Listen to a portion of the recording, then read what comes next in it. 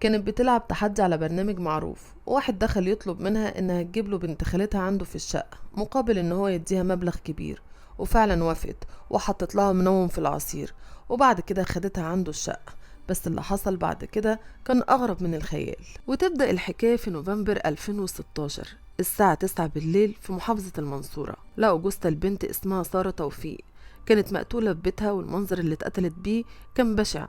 ما يقولش ان اللي عمل فيها كده بني ادم خالص.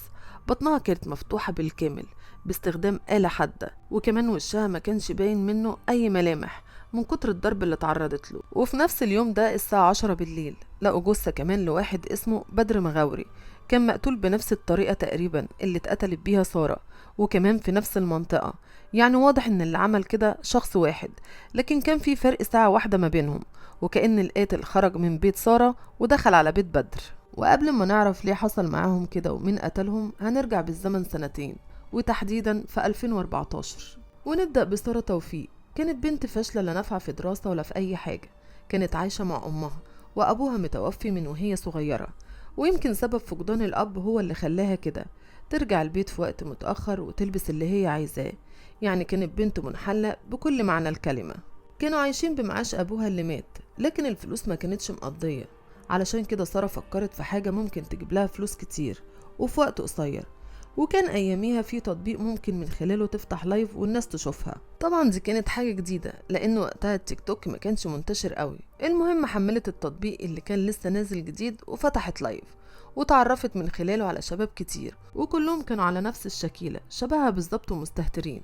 لحد ما في يوم طلعت لايف وكانت قاعدة جنبها صاحبتها مريم. فواحد من اللي كان بيتفرج عليها شاف صاحبتها وعجبته جدا، وساعتها كلم سارة وقال لها أنا عاوز أتعرف على البنت دي. فردت عليه سارة وقالت له مفيش أي مشكلة، ما تقول لها. فرد عليها وقال لها إن هو مش عايز يتعرف عليها كده وخلاص، هو عايزها تجيله البيت.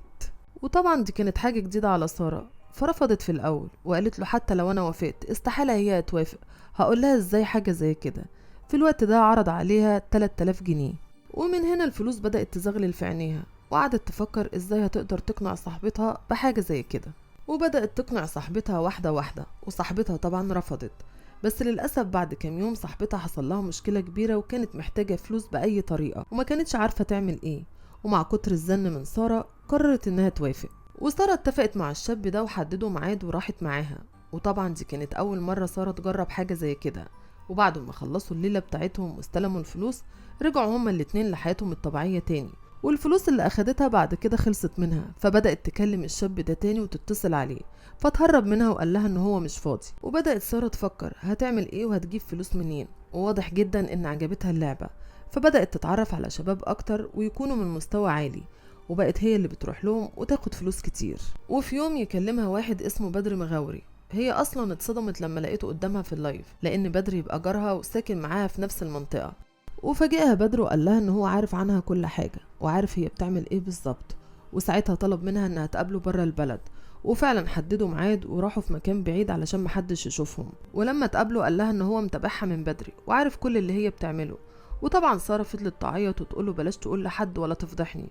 وساعتها طبطب عليها وقال لها اطمني، انا مش هقول لحد، بس ليا شرط واحد، وهو انها تجيب له بنت خالتها هدير. في الوقت ده سارة اتفاجئت من طلبه وقالت له استحالة، كلنا عارفين ان هدير ملهاش في اي حاجة، ومحترمة جدا وفي حالها من المدرسة للبيت وملهاش اي اختلاط بحد. وطبعا لما لقاها بترد عليه كده قال لها ماليش دعوة، اتصرفي، ولو ما عملتيش كده هفضحك. ومن هنا بدأت سارة تفكر هتعمل ايه علشان ما يفضحهاش. وما كانش ينفع طبعا تروح تقول لهدير حاجة زي كده، لانها عارفة رد هدير هيكون ايه، ومش بعيد هي اللي تفضحها.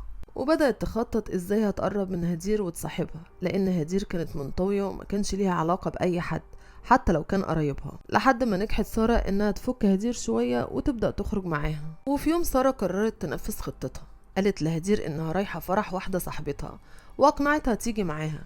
وقالت لها ما تقوليش لحد انك رايحة معايا، قولي لهم ان عندك درس ومش هتتأخري. وفعلا هدير توافق وتخرج معاها، لكنهم للأسف ما كانوش رايحين فرح، كانوا رايحين بيت بدر اللي سارة كانت متفقة معاه قبلها. وقبل ما يدخلوا البيت سارة راحت اشترت عصير وحطت فيه مهدئ عشان هدير تبقى دايخة وما تحسش بحاجة. وأول ما سارة شافت إن هدير داخت ومفعول المهدئ اشتغل، طلعت بيها على بيت بدر وسلمتها ليه ومشيت. وبعد ما يمر ساعتين بدر يتصل على سارة وهو بيصوت ويقول لها تعالي بسرعة في مصيبة حصلت. وهنا سارة تاخد نفسها وتروح عنده الشقة علشان أول ما تدخل تتفاجئ بالكارثة وتلاقي هدير ماتت. وواضح إن المهدئ ما كانش مفعوله طويل لأنها فاقت، ولما شافت نفسها في الوضع ده خافت وماتت. في الوقت ده ما كانوش عارفين يعملوا ايه، وكل اللي عملوه استنوا لحد بالليل وشالوها ونزلوا بيها وخدوها في عربية ورموها على طريق قريب من بيتها ومشيوا. ومن اليوم ده سارة وبدر كل حاجة انتهت ما بينهم وكل واحد راح لحاله. سارة فضلت شغالة زي ما هي والفلوس كترت معاها لدرجة انها اشترت بيت في البلد وعاشت فيه لوحدها. اما بدر عايش حياته بالطول وبالعرض، بيتفق مع بنات وبيجيبهم بالفلوس علشان يقضي ليلة معاهم. ونرجع تاني ل 2016 قبل الوقت اللي اتقتلت فيه سارة وبدر بيومين. بدر كان بيكلم واحدة لسه متعرف عليها واتفق معاها تجيله شقته، وفي نفس اللحظة سارة كانت بتكلم واحد بتتفق معاه انه يجيلها شقتها. وبعد يومين الاهالي اتفاجئوا بيهم مقتولين هما الاتنين في بيوتهم، واتصلوا على الشرطة وجي البحث الجنائي.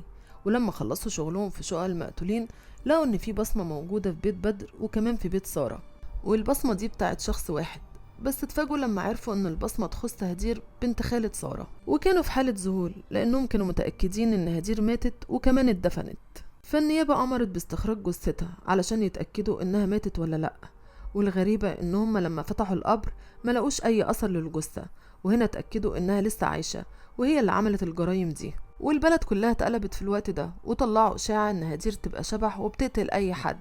وبعد محاولات كتير من الشرطة إن هم يدوروا عليها ويلاقوها قفلوا القضية ومحدش يعرف عنها أي حاجة ولا حد شافها لحد دلوقتي.